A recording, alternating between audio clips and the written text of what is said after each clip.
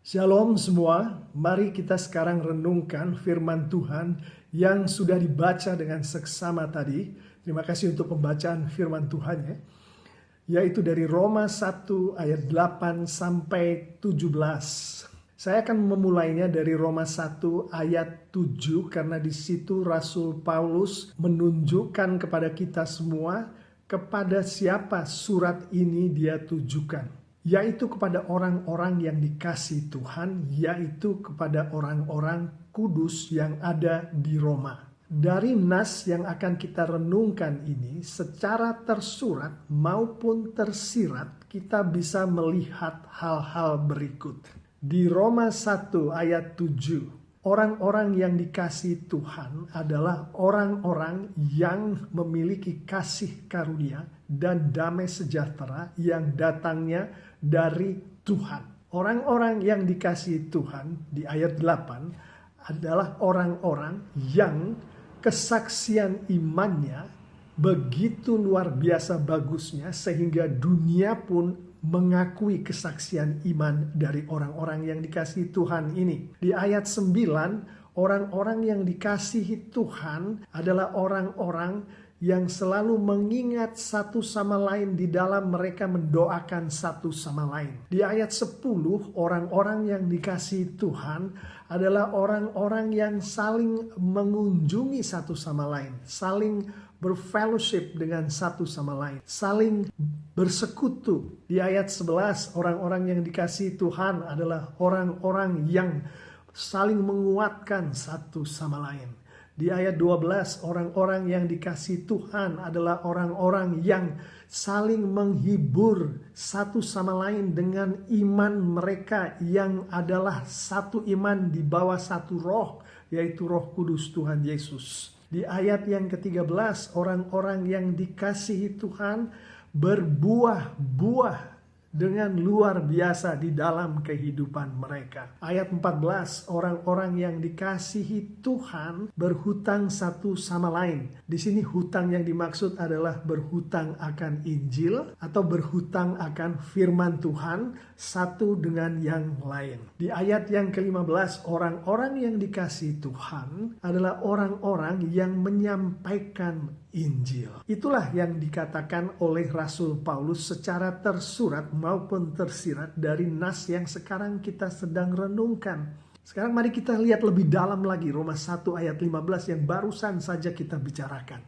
Di situ dikatakan, itulah sebabnya aku ingin untuk memberitakan Injil kepada kamu juga yang diam di Roma. Kata kamu di sini itu mengacu ke orang-orang kudus, orang-orang yang dikasihi Tuhan. Nah sekarang pertanyaannya adalah, apakah Paulus mengatakan kepada kita bahwa menyampaikan Injil itu juga harus dilakukan kepada orang-orang kudus, kepada orang-orang yang dikasihi Tuhan, yaitu orang-orang yang sudah memiliki kasih karunia, damai sejahtera, imannya, kesaksian imannya sangat luar biasa, yang selalu mengingat satu sama lain, bersekutu satu sama lain, menguatkan satu sama lain, menghibur satu sama lain, berbuah-buah, berhutang akan Injil, berhutang akan firman Tuhan satu sama lain, bahkan memberitakan Injil. Apakah orang-orang yang sudah seperti itukah Paulus mau kita atau orang-orang itu memberitakan atau menyampaikan Injil satu sama lain?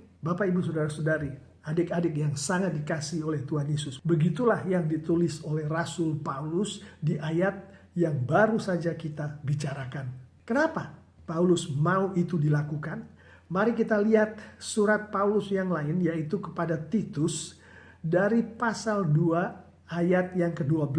Tapi sebelum itu kita akan melihat yang di ayat 11 dulu. Karena di ayat 11 ini Paulus berbicara mengenai Injil Yesus Kristus. Di ayat yang ke-11 Paulus menuliskan, karena kasih karunia Allah yang menyelamatkan semua manusia sudah nyata. Di sini Paulus berbicara mengenai Injil, mengenai Yesus Kristus.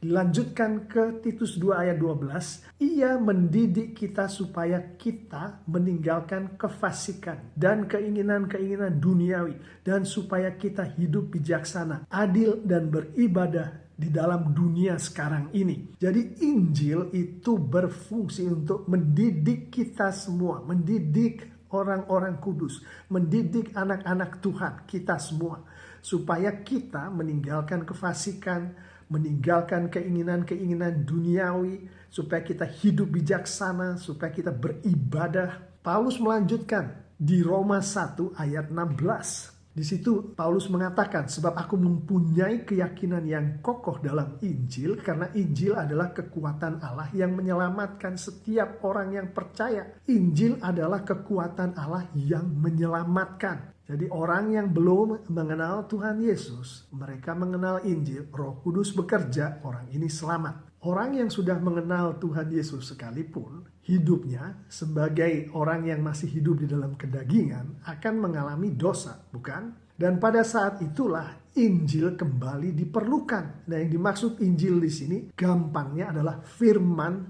Tuhan. Di Roma 1 ayat 17 firman Tuhan melalui Paulus menyatakan mengapa Injil ini diperlukan bahkan oleh orang-orang kudus sekalipun.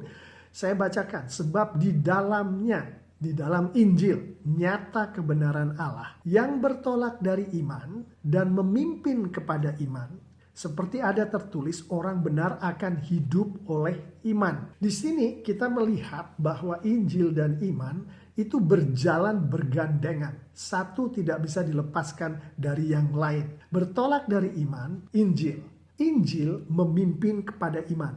Jadi satu tidak bisa dilepaskan dari yang lain. Itulah sebabnya mengapa Rasul Paulus menulis bahwa Injil harus disampaikan kepada siapapun. Orang yang belum kenal Tuhan Yesus, orang yang sudah kenal Tuhan Yesus, orang-orang kudus, orang-orang yang dikasihi Tuhan Yesus. Injil harus disampaikan. Pertanyaannya sekarang adalah, apa relevansinya untuk orang-orang kudus zaman ini? Apa relevansinya untuk kita semua? Oke, mari kita lihat. Untuk kita, anak-anak Tuhan, seperti disampaikan oleh Rasul Paulus, kita harus menghidupi kehidupan yang memiliki kasih karunia, damai sejahtera, sukacita yang datangnya dari Tuhan. Kita harus memiliki kehidupan iman yang menjadi kesaksian bagi banyak orang, yaitu kita setia pada Tuhan Yesus, kita taat kepada firman Tuhan. Intinya adalah kita menghidupi kehidupan iman yang menjadi kesaksian yang luar biasa bagi Tuhan Yesus. Kita menghidupi kehidupan yang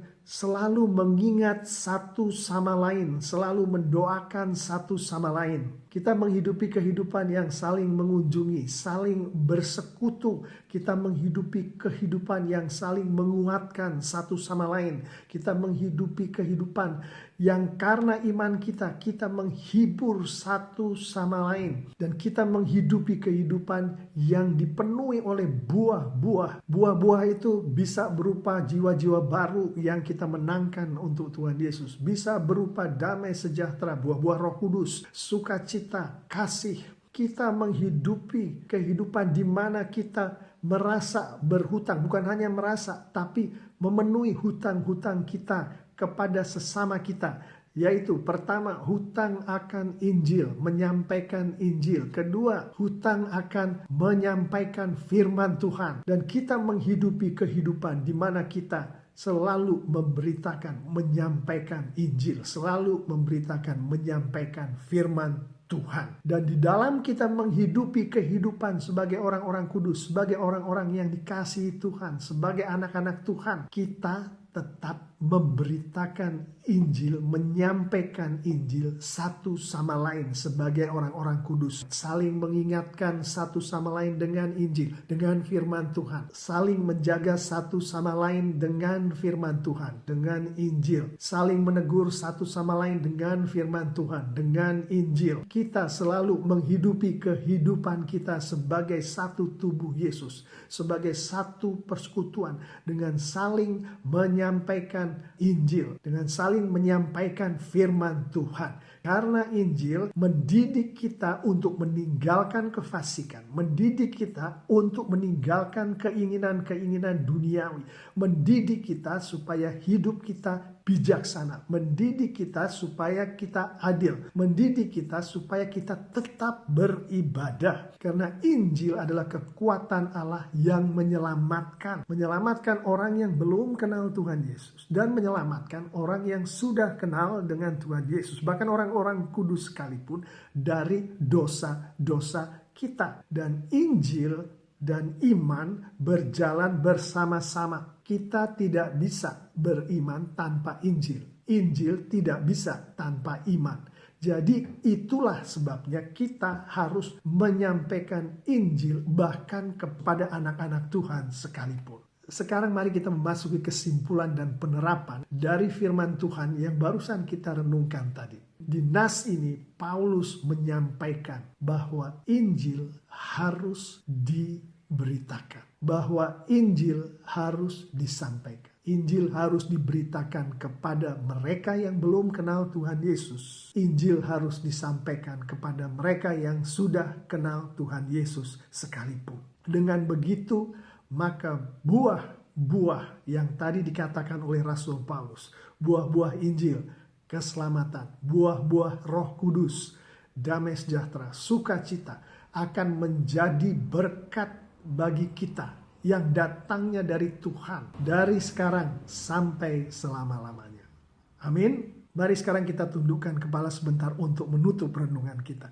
Bapa di surga, kami bersyukur dan berterima kasih Bapa untuk renungan hari ini. Kami bersyukur firman-Mu kembali menunjukkan kepada kami akan kasih-Mu yang luar biasa kepada kami semua, sehingga Engkau karuniakan Putra-Mu yang tunggal, Tuhan kami Yesus Kristus. Engkau karuniakan kepada kami Injil, Engkau karuniakan kepada kami firman Tuhan. Urapi kami dengan Roh Kudus-Mu Bapa, sehingga bukan hanya kami mengerti akan firman Tuhan ini, tapi kami juga boleh melakukannya di dalam kehidupan kami sehari-hari untuk kemuliaan nama-Mu dan kebesaran kerajaan-Mu saja. Di dalam nama Tuhan Yesus Kristus kami sudah berdoa, mengucap syukur. Haleluya. Amin.